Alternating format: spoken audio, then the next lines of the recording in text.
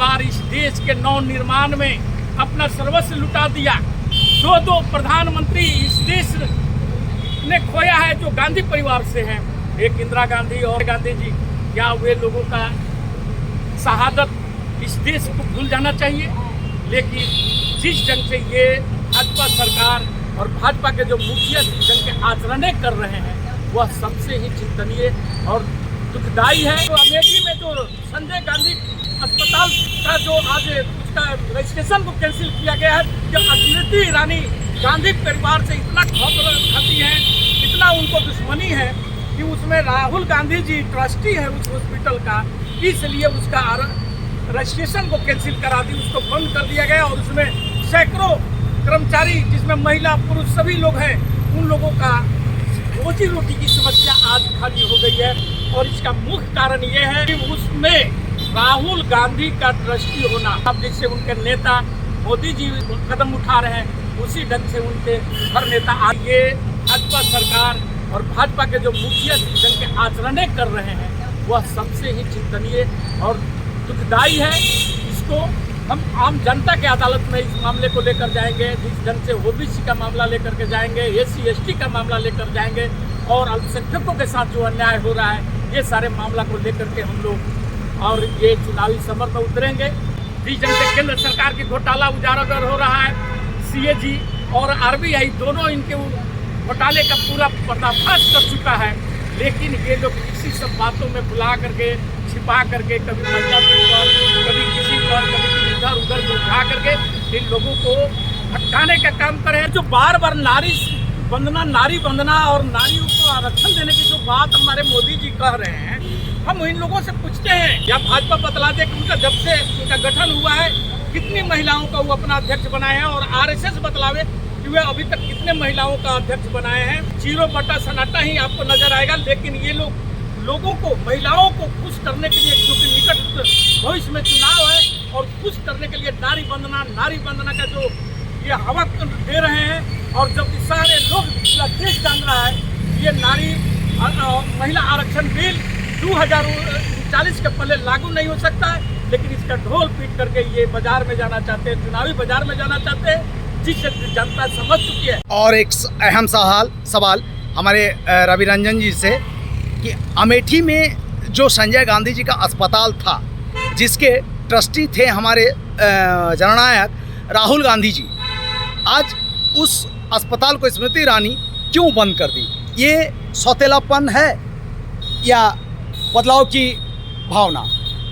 आपने जो बोला कि अमेठी में जो संजय गांधी अस्पताल का जो आज उसका रजिस्ट्रेशन को कैंसिल किया गया है, और इसका सबसे बड़ा देन है क्योंकि वहाँ के पब्लिकों का कहना है कि स्मृति ईरानी गांधी परिवार से इतना खाती है, इतना उनको दुश्मनी है कि उसमें राहुल गांधी जी ट्रस्टी है उस हॉस्पिटल का, इसलिए उसका रजिस्ट्रेशन को कैंसिल करा दी, उसको बंद कर दिया गया। और उसमें सैकड़ों कर्मचारी जिसमें महिला पुरुष सभी लोग हैं, उन लोगों का रोजी रोटी की समस्या आज खाली हो गई है।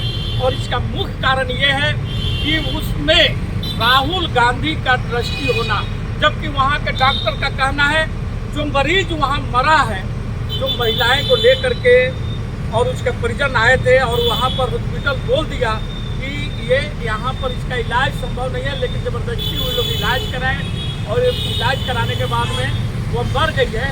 और उसके मर जाने से आप उस डॉक्टर पर कार्रवाई कर सकते थे, लेकिन ये लोगों ने पूरे अस्पताल को बंद कर करके अपनी मानसिकता का परिचय दिया है। और इससे साबित होता है कि ये लोग गांधी विरोधी लोग हैं, और वही ताकतें आज इस संजय गांधी मेमोरियल ट्रस्ट अस्पताल को बंद कराने का काम किया, जिससे जनता वहाँ के खौफा है। और जनता बोल रहा है कि आइंदा चुनाव में स्मृति ईरानी जी को इसका मुंह तोड़ जवाब दिया जाएगा, और वह पूरी तरह बौखलाई हुई है। इसलिए अनाप शनाप जैसे उनके नेता मोदी जी कदम उठा रहे हैं, उसी ढंग से उनके हर नेता। आज आपको एक और चीज़ बतला देता हूँ कि इनके नेताओं की जो लिस्ट है, 138 इनके सांसद जो है उन पर, जिन पर आपराधिक मुकदमा चल रहा है, और उसमें 98 ऐसे सांसद हैं जो मतलब बोला जाता है ना कि बड़े आपराधिक मामले में वे लोगों पर मामला दर्ज है। उन लोगों पर मतलब हत्या से लेकर के बलात्कार से लेकर के महिला उत्पीड़न तक का मामला दर्ज है। और मैं नहीं बोल रहा हूँ, ये उनका ही दिया हुआ जो हल्फनामा है, जो चुनाव आयोग को दिया है अपने नॉमिनेशन के समय में, उस हल्फनामा में निकला है कि 139 सांसद जो भाजपा में जीत कर आए हैं वे सब आपराधिक पृष्ठभूमि से आए हैं। और वैसे वैसे लोगों का ले करके और प्रधानमंत्री जी स्वच्छता की बात करते हैं, ये हास्यास्पद चीज़ है। और अमेठी की घटना तो पूरे देश को हिला करके रख दिया है कि किस ढंग से मतलब कि ये लोग गांधी परिवार को तबाह करना चाहते हैं या उनके नामो निशान को मिटा देना चाहते हैं। जो गांधी परिवार इस देश के नव निर्माण में अपना सर्वस्व लुटा दिया। दो प्रधानमंत्री इस देश ने खोया है जो गांधी परिवार से हैं, एक इंदिरा गांधी और संजय गांधी जी। क्या वे लोगों का शहादत इस देश को भूल जाना चाहिए? लेकिन जिस ढंग से ये भाजपा सरकार और भाजपा के जो मुखिया ढंग के आचरण कर रहे हैं वह सबसे ही चिंतनीय और दुखदायी है। इसको हम आम जनता के अदालत में इस मामले को लेकर जाएंगे, जिस ढंग से ओबीसी का मामला लेकर के जाएंगे, SC ST का मामला लेकर जाएंगे और अल्पसंख्यकों के साथ जो अन्याय हो रहा है ये सारे मामला को लेकर के हम लोग और ये चुनावी समर में उतरेंगे। और इन लोगों को आप जैसे देख रहे हैं कि राजस्थान में भी इनकी हार नज़दीक है। इनका अपना नेता वसुंधरा राजे इनसे खफा चल रही है। वे इनका जो रैली निकला हुआ है वहाँ पर जो आपका जन आशीर्वाद रैली लेकर के ही चल रहे हैं, उसमें लोग नहीं जा करके वे कांग्रेस की कार्यक्रमों में आ रही है। और दूसरी तरफ मामा का हाल वही है, वहाँ पर भी आप देख रहे हैं घोटाले पर घोटाला, जिस ढंग से केंद्र सरकार की घोटाला उजागर हो रहा है। CAG और RBI दोनों इनके घोटाले का पूरा पर्दाफाश कर चुका है। लेकिन ये लोग इसी सब बातों में बुला करके छिपा करके कभी महिला पर, कभी किसी पर, कभी इधर उधर उठा करके इन लोगों को भटकाने का काम करे। लेकिन जनता भटकने वाली नहीं है, जनता इनसे त्रस्त हो चुकी है। जनता इसका मुंहतोड़ जवाब देने के लिए इंतजार कर रही है। और इसी के साथ मैं अपने वक्तव्य को निश्चित तौर पर हमारे दर्शक समझ पा रहे हैं रवि रंजन जी और शर्मा जी। और तमाम दर्शकों से मैं कहना चाह रहा हूं कि 56 इंच वाले सीना के कार्यकर्ता आज मात्र एक युवा नेता 36 इंच सीना वाले से घबरा इसलिए रहे हैं क्योंकि 56 इंच के सीने में सिर्फ जुमलेबाजी, झूठ और फरेबी बसा हुआ है।